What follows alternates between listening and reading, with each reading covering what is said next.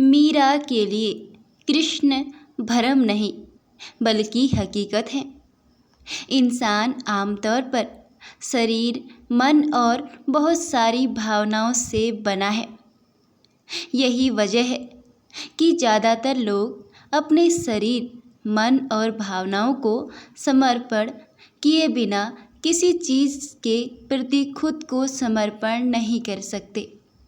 विवाह का मतलब यही है कि आप एक इंसान के लिए अपनी हर चीज़ समर्पण कर दें, अपना शरीर और अपना मन और अपनी भावनाएं। आज भी कई ईसाई संप्रदायों में नन बनने की दीक्षा पाने के लिए लड़कियों पहले जीसस के साथ विवाह करती हैं। कुछ लोग के लिए यह समर्पण शरीर, मन और भावनाओं के परे एक ऐसे धरातल पर पहुंच गया है जो बिल्कुल अलग था, जहां यह उनके लिए परम सत्य बन गया था। ऐसे लोगों में से एक मीराबाई भी थी, जो कृष्ण को अपना पति मानती थी। कृष्ण को लेकर मीरा इतनी दीवानी थी कि महज 8 साल की उम्र में मन ही मन उन्होंने कृष्ण से विवाह कर लिया।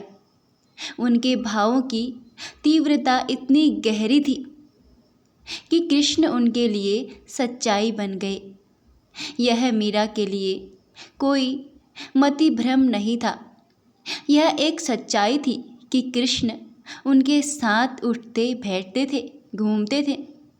ऐसे में मीरा के पति को उनके साथ दिक्कत होने लगी, क्योंकि वह हमेशा अपने दिव्य प्रेमी के साथ रहती थी।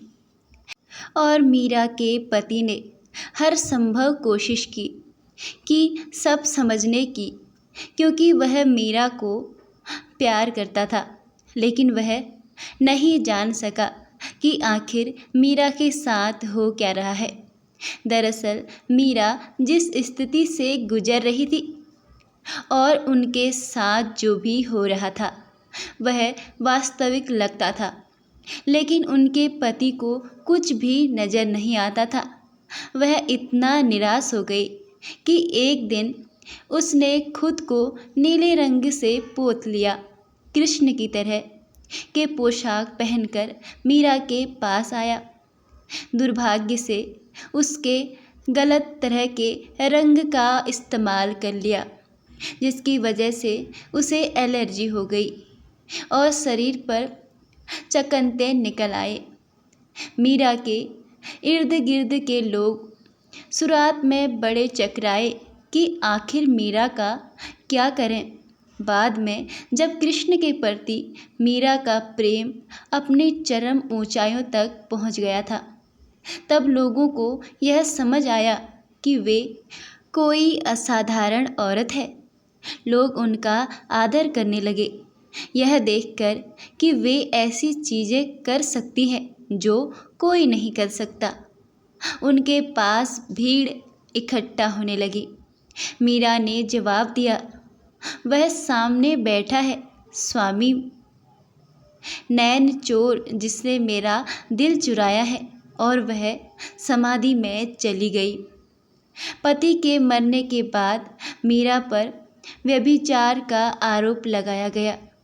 उन दिनों व्यभिचार के लिए मृत्यु दंड दिया जाता था, इसलिए शाही दरबार में उन्हें जहर पीने को दिया गया। उन्होंने कृष्ण को याद किया और जहर पीकर वहाँ से चल दी। लोग उनके मरने का इंतजार कर रहे थे, लेकिन वह स्वस्थ और प्रसन्न बनी रही। इस तरह की कई घटनाएं हुई। दरअसल भक्ति ऐसी चीज़ है जो व्यक्ति को खुद से भी खाली कर देता है। जब मैं भक्त करता हूँ तो मैं किसी मत या धारण में विश्वास की बात नहीं कर रहा हूँ। मेरा मतलब पूरे भरोसे और आस्था के साथ आगे बढ़ने से है। तो सवाल उठता है कि मैं भरोसा कैसे करूं? आप इस धरती पर आराम से बैठे हैं, यह भी भरोसा ही है। यह गोल धरती बड़ी तेज से अपनी धुरी पर और सूरज के चारों ओर घूम रही है।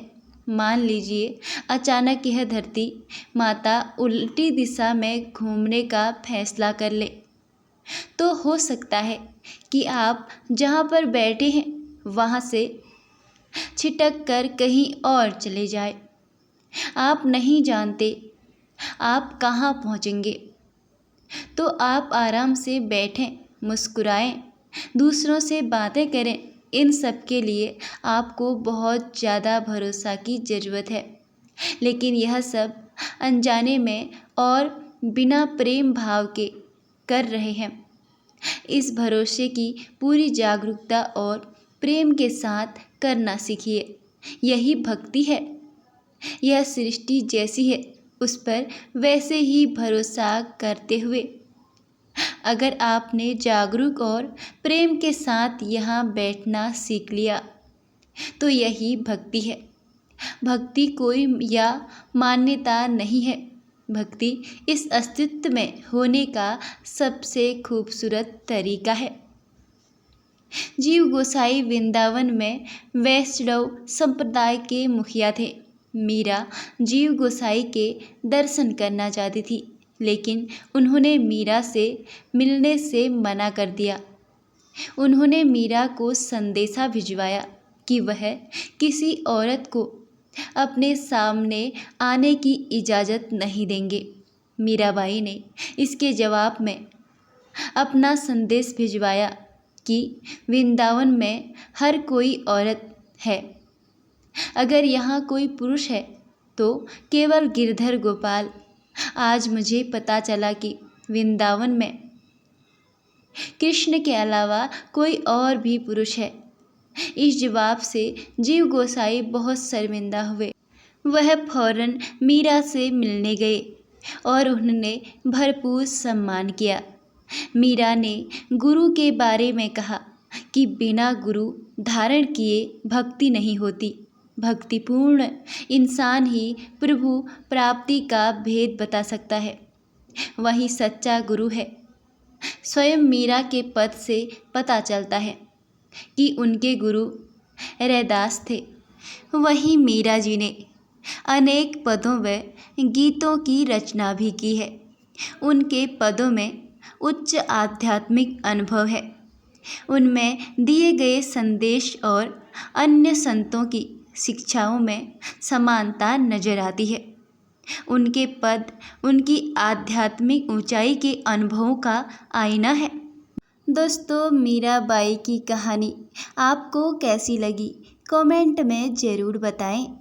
और इसका अगर भाग 1 आपने नहीं देखा है उसका लिंक मैं डिस्क्रिप्शन बॉक्स में दे दूँगी, वहाँ से ज़रूर देखिए। और मीराबाई की ऐसी ही अनोखी कहानियाँ सुनने के लिए हमारे चैनल को सब्सक्राइब ज़रूर करें।